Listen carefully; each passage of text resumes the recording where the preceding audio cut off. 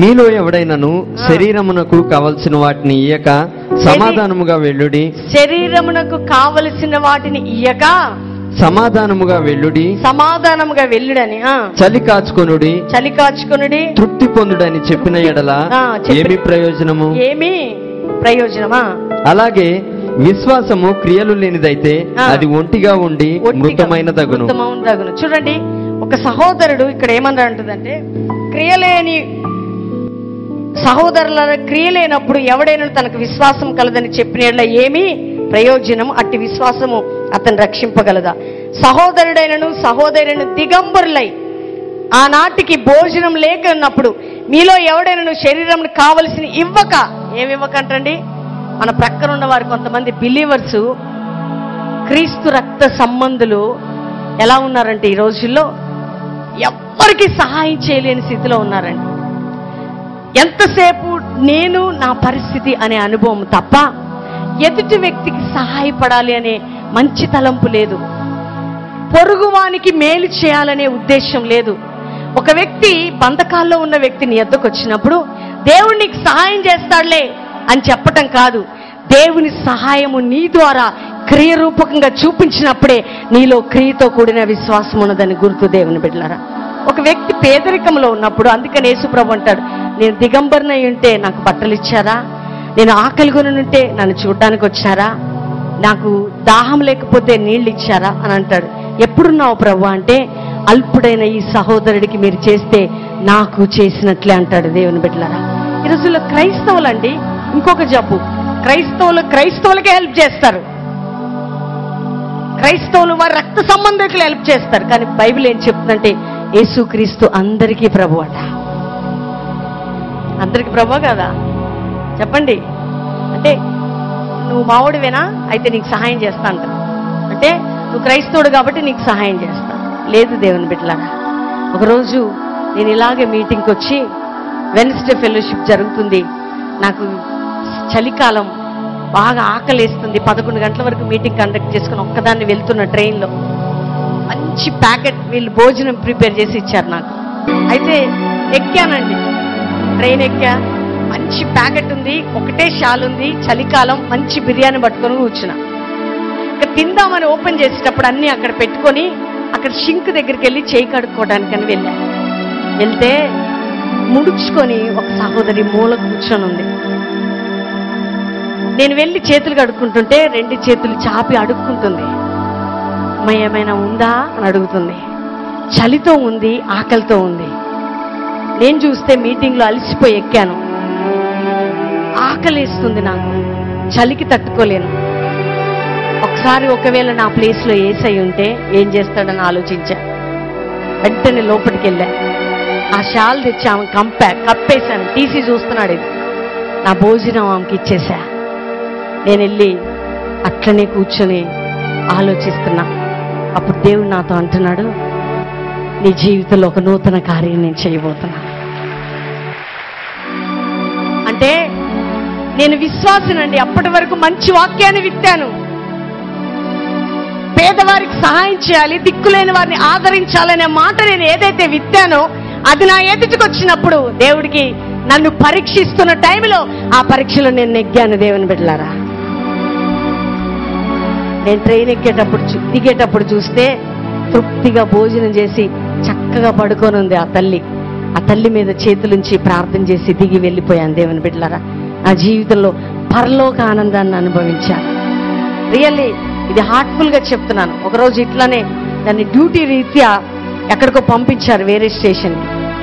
అక్కడికి వెళ్ళాను, తెల్లవారుజామున 4 o'clock అవుతుంది, మంచి స్పెషల్ డ్యూటీలో వెళ్ళాను. అక్కడ బాత్రూమ్స్ దగ్గర ఒక స్త్రీ నొప్పులు తీస్తుందండి. ఆ ట్రైన్లో అడుక్కు తినే ఒక లేడీ, ఎవ్వరు పట్టించుకోవట్లా, ఫుల్ ప్రెగ్నెన్సీతో ఉంది, పెయిన్స్ వచ్చేస్తున్నాయి. అక్కడ ఉన్న వారందరూ ట్రైన్ దిగి ఆడవాళ్ళు కూడా వెళ్ళిపోతా ఉన్నారు.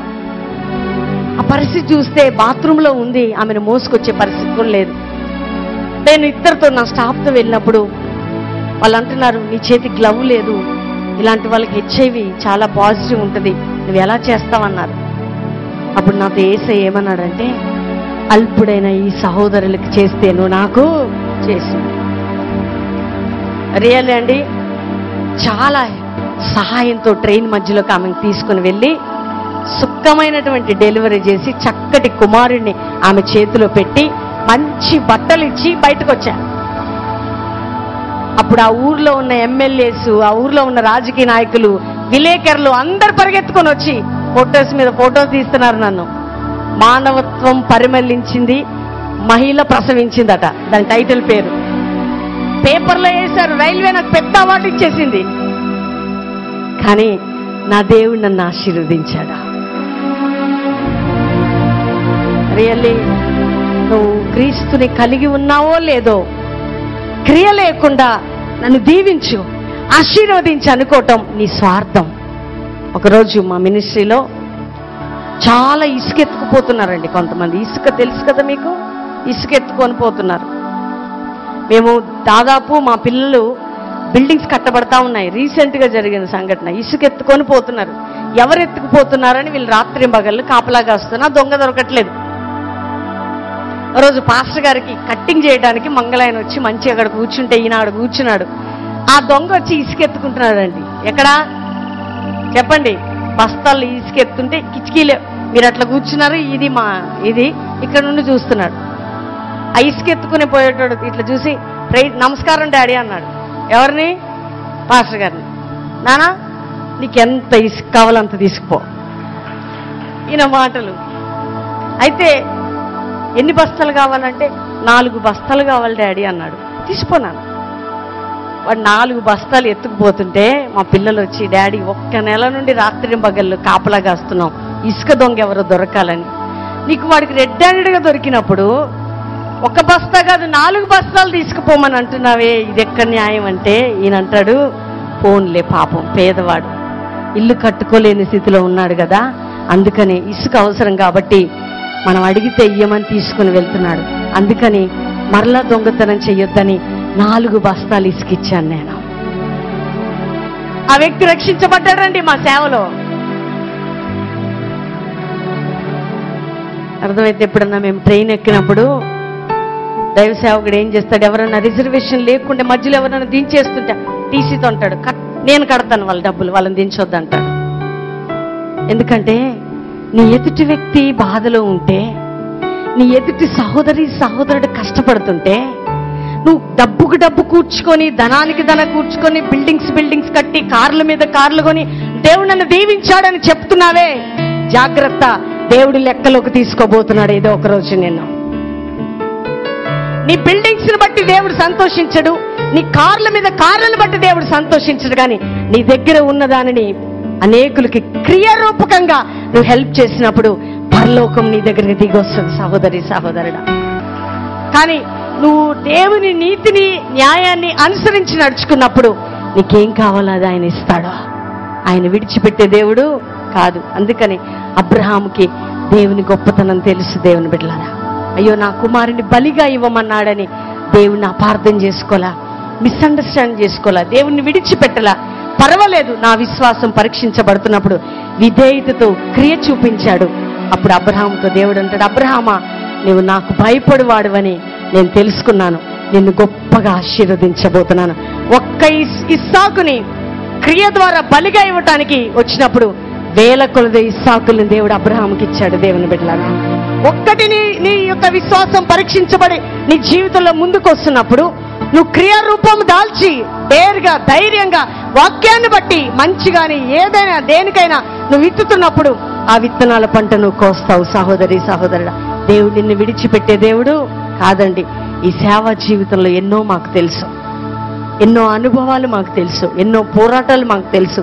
మాకు పరీక్షలు ఎదురవుతుంటే, విశ్వాసం నిరీక్షణ పరీక్షించబడుతున్న టైంలో మేము ఎవరిని నమ్మామంటే, ప్రభువా ఈ పోరాటం వస్తుంటే క్రియ, ఓపిక.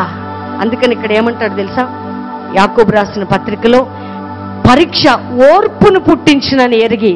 మీ పరీక్షలో ఏముండాలండి చెప్పాలి? ఓర్పు ఉండాలి.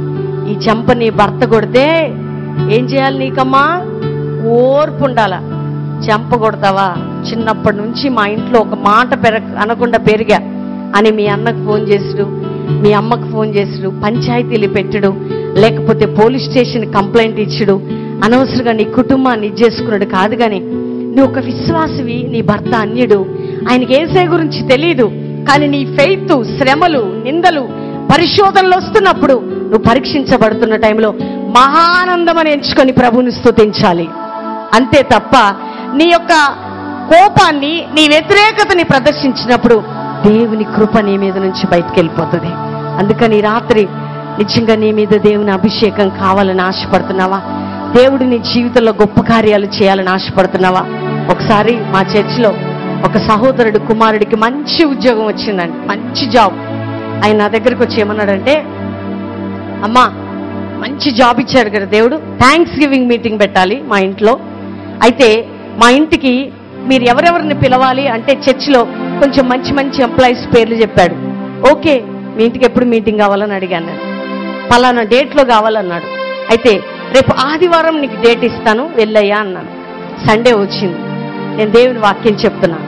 అప్పుడు దేవుని వాక్యంలో నుంచి లూకాసు వార్త 14వ అధ్యాయం 12వ వచనం, మరియు ఆయన తన్ను పిలిచిన వానితో ఇట్లా, నేను నీవు పగటి విందైనను రాత్రి విందైనను చేయనప్పుడు నీ స్నేహితులనైనను నీ సహోదరులనైనను నీ బంధువులనైనను నీ ధనవంతులనైనను నీ పొరుగువారినైనను పిలువవద్దు. వారు ఒకవేళ నిన్ను మరలా పిలుతురు గనుక నీకు ప్రత్యుపకారము కలుగును. అయితే నీవు విందు చేయనప్పుడు బీదలను, అంగహీనులను, కుంటి వాండ్రను, గ్రుడ్డి వాండ్రను పిలువము. నీకు ప్రత్యుపకారము చేయుటకు వారికేమీ లేదు గనుక నీవు ధన్యుడవగుదు. మీకేమర్థమైందండి? ఏమర్థమైంది మీకు? ఆ రోజు ఆయన ఏమడిగాడు నన్నంటే, ఆ బాబుకి మంచి జాబ్ వచ్చింది కదా, మంచి బిర్యానీ పెట్టాలి మీ అందరికి. ఎవరికట? మాకట, మా సంఘస్థులకట. ఆ సంఘంలో ఉన్న వారికి కొన్ని పేర్లు చెప్పాడు అనమాట. ఓకే, నువ్వు నో ప్రాబ్లం, నేను సండే ఏర్పాటు చేస్తా, నువ్వు పో అన్నా. ఆయనకి ఈ విందు ఇచ్చా నేను. ఈ విందు ఏ విందు?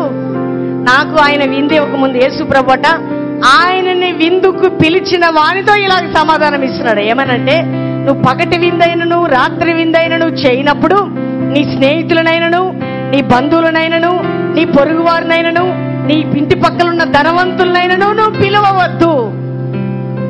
గట్టిగా చెప్పండి మీరు. ఫంక్షన్ హాల్స్ లో బాగా పెళ్లిళ్ళు చేసుకొని బిర్యానీల మీద బిర్యానీలు తినుకుంటా, ఓ పెట్టినోళ్ళకే పెట్టుకుంటా, కడుపు నింపుకుంటా, చాలా వాళ్ళు వచ్చి చాలా బాగుంది ఫుడ్ అనగానే, అప్పుడు వాళ్ళు నిజంగా అన్నారో అబద్ధంగా అన్నారో తెలియదు మీకు, బాగుంది అనగానే మరొకసారి ఇంకొక ఫుడ్ పెడతానంటారు మీరు. రియల్లీ యేసు ప్రభు తనని విందుకు పిలిచిన వ్యక్తితో ఏమంటున్నాడంటే, నువ్వు పగటి విందైనను రాత్రి విందైనను చేయనప్పుడు ఎవరిని పిలవద్దు. ఎవరిని పిలవద్దట? చదవండి. మరియు తను ఎందుకు తనని పిలిచిన వానితో ఇట్లనండి, పగటి విందైనను రాత్రి విందైనను చేయనప్పుడు నీ స్నేహితులనైనను, నీ సహోదరులైనను, నీ బంధువులనైనను, ధనవంతులకు నీ పొరుగు వారినైనను పిలవద్దు.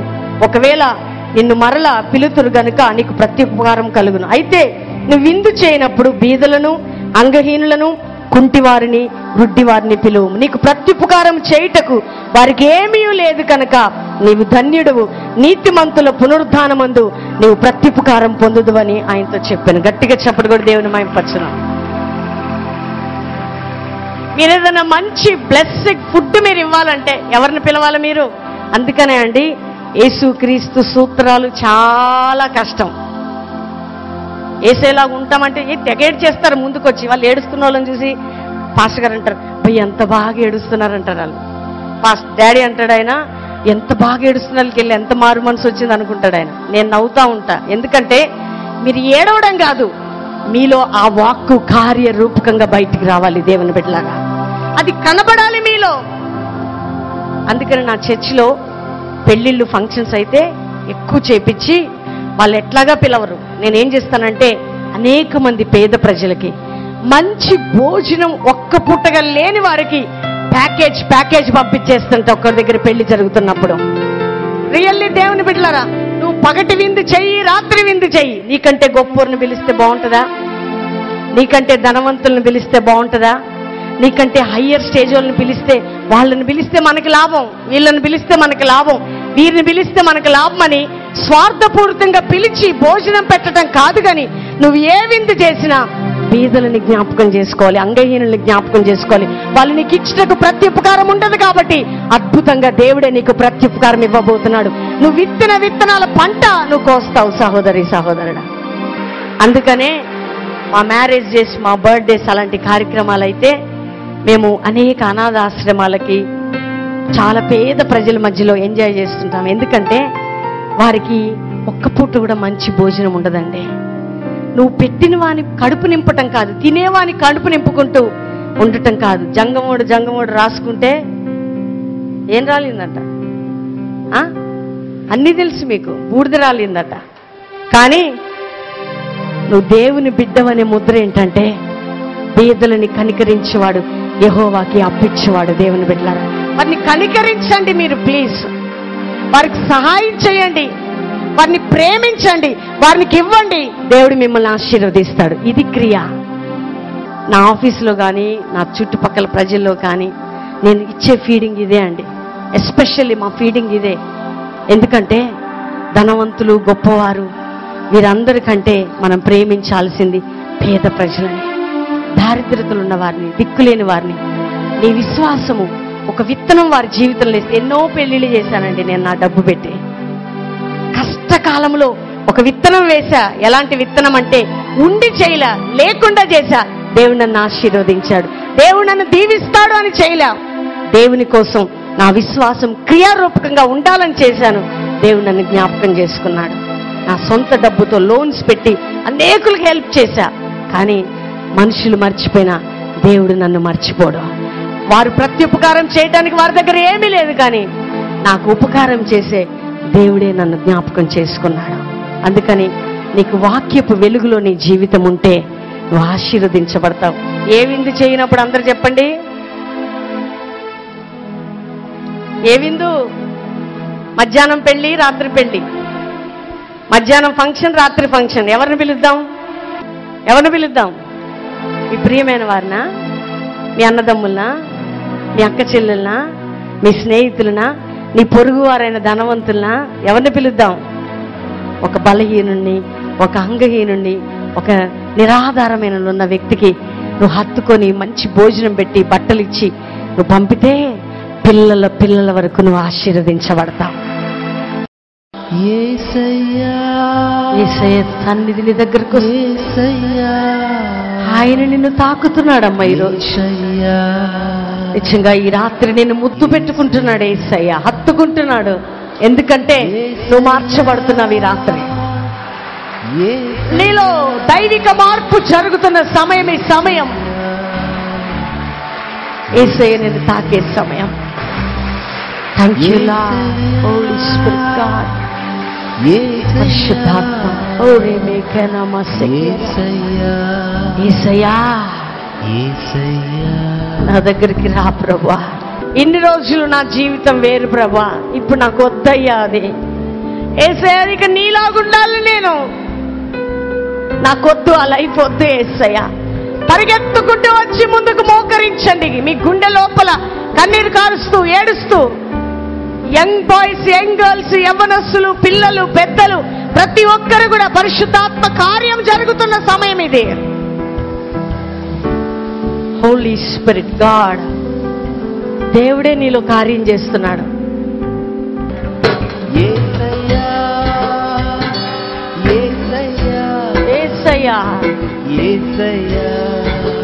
నీలో కార్యం జరిగిస్తున్నవాడు యేసయ్య అమ్మా.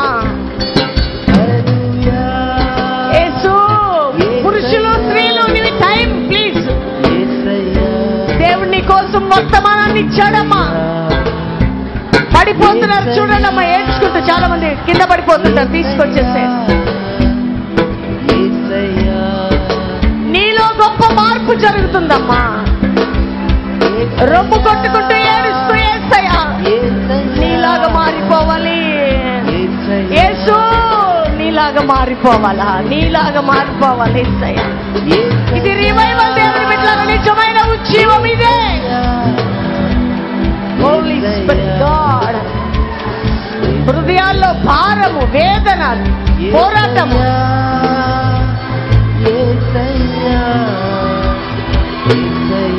హోలీ స్పిరిట్ గాడ్, పరిశుద్ధాత్మ. Holy Spirit. యేసయ్యా నీకే మహిమ ప్రభువా. ఇది కేవలం నీ మహిమ. పిల్లలు, పెద్దలు, వృద్ధులు అందరిలో ఈ కార్యం జరుగుతున్నది. హృదయాలు పగిలిపోతున్నాయి. దయచేసి వాళ్ళు వచ్చే వారికి ప్లేస్ ఇవ్వండి. Holy Spirit. Yes Lord. ఇది పరిశుద్ధాత్మ దేవుడు చేస్తున్న కార్యం.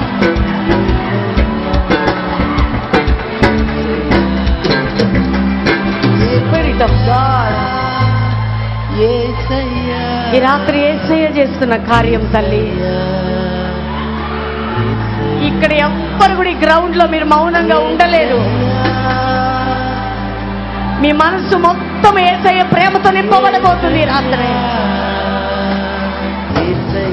ఈ రాత్రి యేసయ్య చేసే గొప్ప కార్యం అమ్మ ఇది.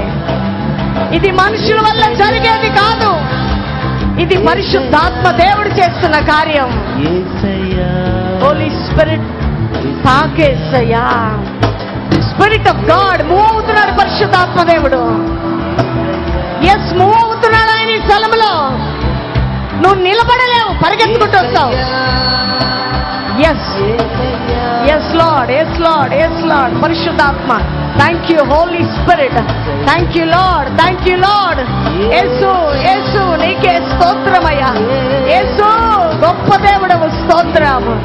ఇది నీ కార్యము, నీ కార్యం యేసయ్యా. రియల్లీ సోదరి సోదరుని, ఇది యేసయ్య కార్యం. కంట్రోల్ చేసుకోకు, ఏడ్చుకుంటూ వచ్చేయ్. Holy Spirit, Yesaya, Yesaya, Holy Remekene Masekene Makia, fresh anointing, Lord, fresh anointing, fresh anointing, Prabha.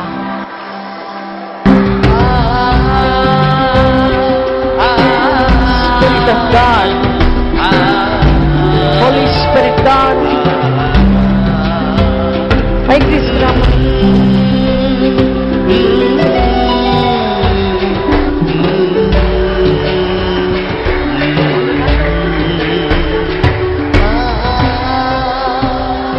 ఏమైందమ్మా, ఎందుకు ఏడుస్తున్నావు? ఏదో నాలో బయటగా ఏదో నిలబడుతుంది ఆంటీ, ముంగటికి ఏదో వస్తుంది. ఏం చేస్తావు యేసయ్య కోసం? చెప్పు. నీ జీవితాన్ని మార్చుకుంటున్నావు ఈరోజు? మార్చుకుంటాను. ఇంతకు ముందు మార్చుకోలేదా నువ్వు? మార్చుకున్నాను. ఇప్పుడు ఏం చేస్తావు? దేవునిలో సరిగా నడుస్తాను. దేవుని కోసం నమ్మకంగా ఉంటావు. నమ్మకంగా. ఏం పేరమ్మా నీ పేరు? G Sai Deepthi. Holy spirit God, ఈ బిడ్డను మీరు తాకండి. మీ సన్నిధి నీ బిడ్డను పరిపాలించును గాక. నేను ఏడ్చుకుంటాడా? నేను ఎట్లా వచ్చాను నాకు తెలియదు. ఏమైతుంది మీ హృదయంలో? నేను యేసుప్రభు నమ్మను. ఒక టైంలో మా ఫ్రెండ్స్ అందరూ పిలుస్తాను, నేను యేసుప్రభు బూతులు తిడుతుండే. ఇప్పుడు నమ్ముతున్నాను యేసుప్రభు. Praise lord. తన ఫ్రెండ్స్ తో పాటు ఉన్నప్పుడు యేసు ప్రభుని తిట్టేవాడట. కానీ ఇప్పుడు ఏం జరిగిందో తెలియదు. ఈ హృదయం యేసయ్యకి సమర్పించుకుంటున్నదండి. ఇది నిజమైన ఉజ్జీవము దేవుని బిడ్డలారా. అద్భుతాల కన్నా, స్వస్థతల కన్నా, మహత్కార్యాల కన్నా, సూచక్రియల కన్నా ఒక లోకంలో ఉన్న వ్యక్తి యేసు ప్రేమని అంగీకరించడం నిజమైన ఉజ్జీవం. ఇది ఇప్పుడు యేసయ్య దేవుడని నమ్ముతున్నారా? నమ్ముతున్నానమ్మా. 5 వారాల నుంచి వస్తున్నాను. దేవుడు మీ జీవితంలో ఇప్పుడు అద్భుతం చేశాడు. హోలీ స్పిరిట్ నీకోసం గొప్పవాడు కావాలా? నీ సన్ని దిగునుగాక. ఎందుకు ఏడుస్తుంది అమ్మాయి? ఆపు. ఎందుకు ఏడుస్తుంది?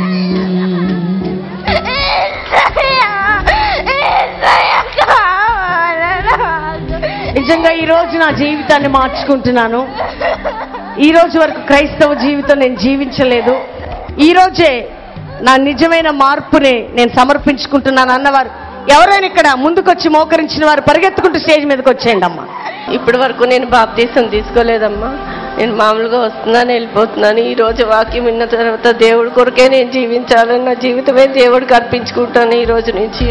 ఒక క్యాన్సర్ హీలింగ్ కన్నా ఒక మనసు మారడం నిజమైన అద్భుతం దేవుని బిడ్డలారా. ఈ బిడ్డలో ఇంకా నీలో స్థిరపడాలి.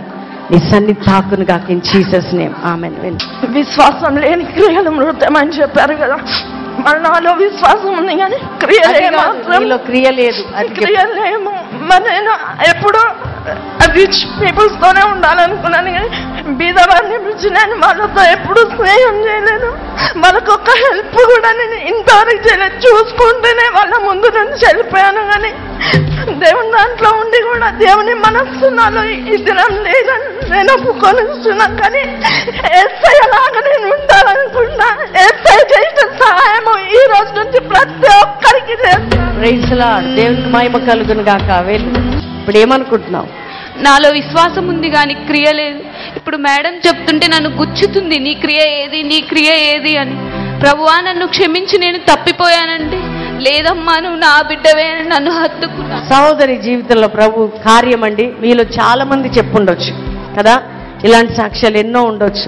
కానీ బిడ్డ అద్భుతంగా ప్రభు కోసం నిలబడిన గాక. ఏం చేస్తావమ్మా ఏజై కొరకు?